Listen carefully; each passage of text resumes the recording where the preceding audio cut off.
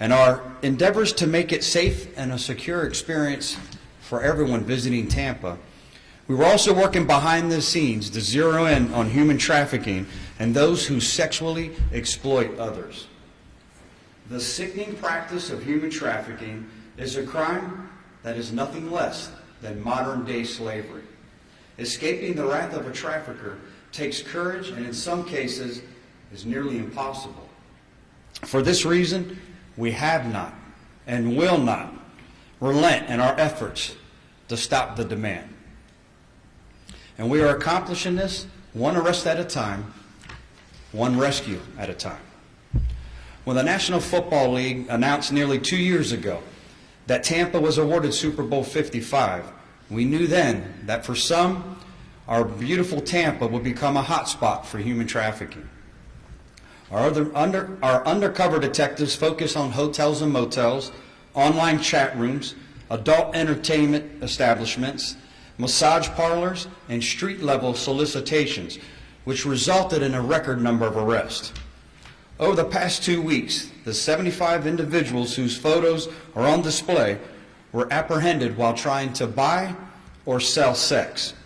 The youngest, just 19 years old, and most senior, 73 years old, all of whom were taking part in this deplorable criminal practice that destroys lives and keeps human traffickers in business. In one case, through skillful and diligent detective work, we identified 3 men believed to be trafficking women in our area. Undercover detectives engaged with one of the trafficking victims through an online advertisement. She arrived at the hotel accompanied by Alvin Lynch Jr., a 20-time convicted felon, and his associate, Scott Fitzgerald. After their arrest, the victim told detectives about additional women the men were also trafficking.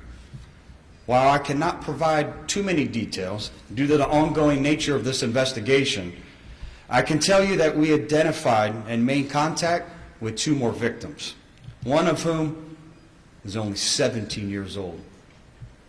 Involved in another case is Juan Cano Jr., who now faces a human trafficking charge after traveling to meet a girl he thought was 17 years of age. Cano engaged in an online conversation with one of our undercover detectives who assumed the identity of a human trafficker. Juan Cano struck a deal with the trafficker, our detective, offering to pay to have sex with whom he believed was a teenage human trafficking victim for $150. While Operation Game Over resulted in a record number of arrests, we were also able to identify and rescue 5 adult females who we connected with one of our local partners, Selah Freedom, to receive counseling and support services. And the 17-year-old female we rescued is receiving help through the Department of Children and Family. To be effective in our fight against human trafficking, we will continue to pursue every lead and every space where human traffickers operate. We remain vigilant to identify victims and get them the help and support they need to break this vicious cycle, while continuing to educate the public on the signs of human trafficking and what to do if they believe someone may be a victim. Individuals who buy sex, whether they know it or not, may be exploiting a human trafficking victim for their own pleasure. And those who offer sexual services may be doing it against their will. And the rest may be their only chance at freedom. While the Super Bowl has come and gone, our fight against human trafficking is far from over.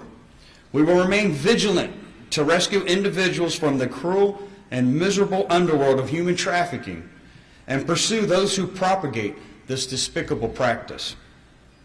Before I take any questions, I want to thank all the detectives and the civilian staff whose dedication, commitment, and expertise resulted in this being such a successful operation, with 6 women being rescued this week, one, again, only 17 years old.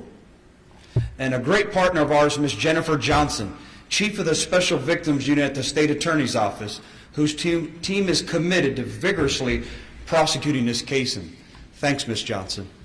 At this time, I'll take any questions. Oh, did that good of a job, huh? Were all of these from Hillsborough County? Everyone that was here? All of these? It was 7 women that we arrested that were coming here to sell sex. They were actually from different states, and through the interviews, they admitted that they came here to make money and profit off selling themselves for the big game. So you had 2 people that were charged with human trafficking, correct? Correct. 2 people that were charged with human trafficking. And the rest are just, we're trying to pay for sex and... Correct. The rest we're trying to pay for sex. Again, we continue to target the demand. We're trying to dry up the demand. And that's why I think I have to, again, thank our detectives, because since we've been so vigilant the last 2 years, it's getting harder and harder because they don't want to come to Hillsborough County to meet detectives. They want to meet them somewhere else. And they were still able, I think these individuals let the greed get the best of them, and that need to profit, and they were able to be as successful as they were. Matter of fact, it's 75 individuals, and I think there's 1 more they have a warrant for that they'll be making an arrest on. Can you just speak on the connection with the Super Bowl and this bus, and why they would want to come during this time to do this? Well, whenever you have a major sporting event, it attracts a lot of people, and some are away from home and have that desire to purchase sex. And then you always have, there's the demand, and then you have individuals who want to take advantage and profit, and they don't care who they sell to profit. That's what makes this crime such a despicable crime. They want to take advantage of individuals for their own greed. Any other questions? Thank you, everyone. Appreciate you being here.